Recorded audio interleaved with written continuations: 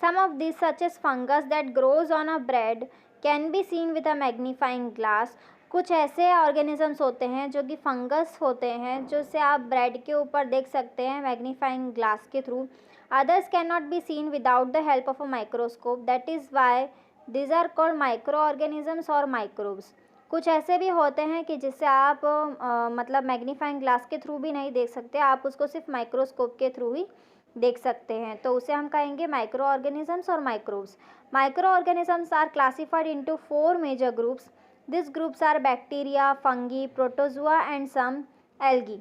Micro organisms है जो कि 4 ग्रुप में डिवाइडेड है, उसे हम बोलेंगे बैक्टीरिया, फंगी, प्रोटोजुआ और algae. Some of this common micro organisms are shown in figure 2.1 to 2.4. कुछ ऐसे भी माइक्रो ऑर्गेनिजम्स जो है हमें नेक्स्ट पेज पे दिखेंगे, figure 2.1 to 2.4. Now, what are viruses? Viruses are also microscopic but are different from other microorganisms.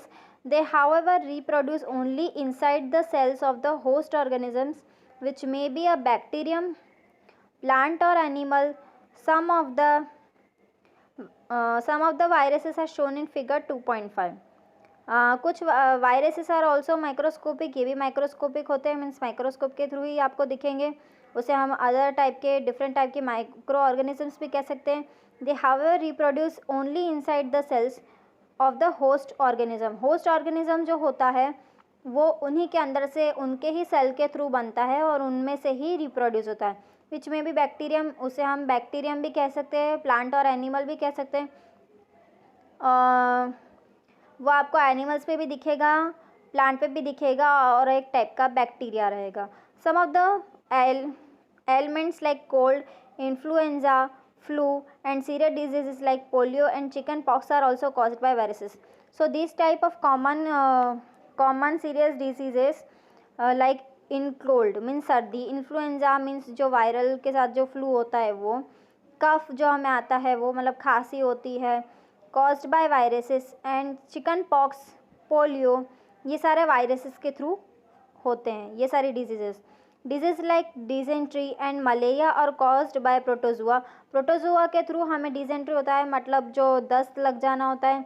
Malaria होता है वो प्रोटोजुआ से होता है.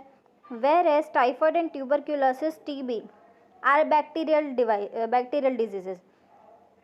टाइफाइड और ट्यूबरक्यूलोसिस जो होता है वो हमें बैक्टीरियल डिजीजेज हैं, वो हमें बैक्टीरिया से होता है. You have learned about some of these microorganisms in class 6th and class 7th. आपने कुछ माइक्रो ऑर्गेनिजम्स के बारे में क्लास 6th और क्लास 7th में भी पढ़ा होगा. So in next you can see these are the images of bacteria. This is chlamydomonas and ये स्पायरोगायरा है, ये एल्गी है एक टाइप का.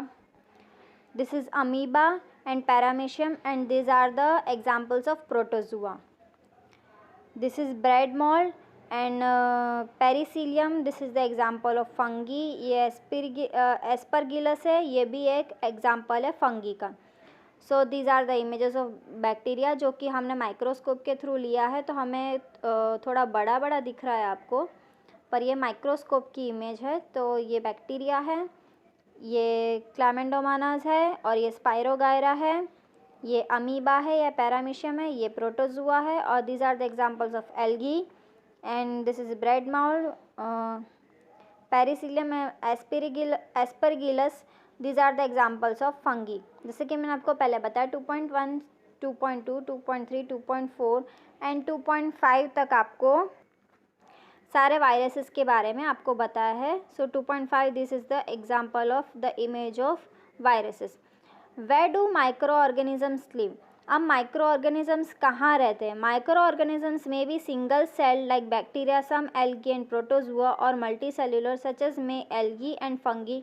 दे live in all types of environment ranging from ice, cold और क्लाइमेट टू हॉट स्प्रिंग्स.